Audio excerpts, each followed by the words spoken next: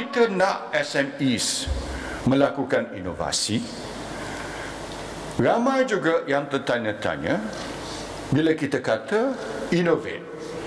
Mereka bertanya-tanya bagaimana nak innovate. Mereka tak tahu nak innovate.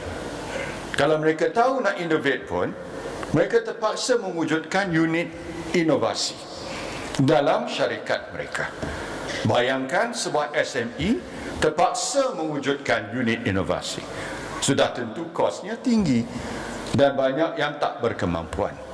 In fact, by definition, kalau you are an SME, you cannot afford to have an innovation unit. By definition. Dan sebaliknya, kalau kita ada university, dan university kita kata innovate, R&D, bawa produk ke marketplace. Jadi, university kena commercialize produknya.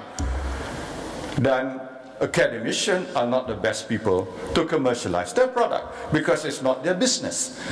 Jadi, kita ada mismatch sekarang ni. Bagaimana kita nak padankan, adunkan maka idea untuk mewujudkan Public-Private Research Network ini.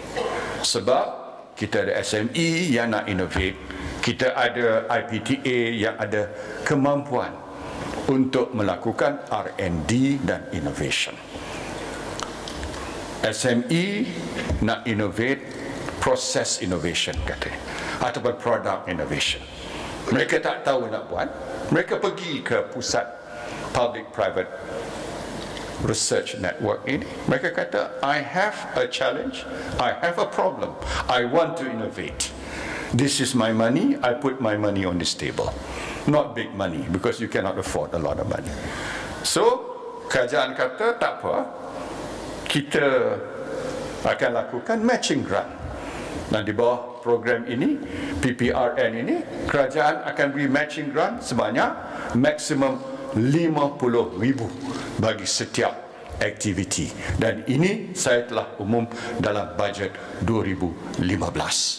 Bukan setakat itu saja, saya telah meluluskan peruntukan sebanyak 50 juta untuk program PPRN ini. Sebagai permulaannya dan sebagai Menteri Kewangan, kalau ada hasil lagi, insya-Allah, saya tengok Governor Bank Negara pun senyum juga, saya akan tambah lagi peruntukan untuk aktiviti ini sebab saya yakin dan percaya this is the way forward. SME mesti innovate, kita mesti bersaing, kita mesti dapat hasil yang lebih, teknologi lebih tinggi. We must be more competitive. The key is through innovation. Dan innovation inilah is the heart of this Public-Private Research Network.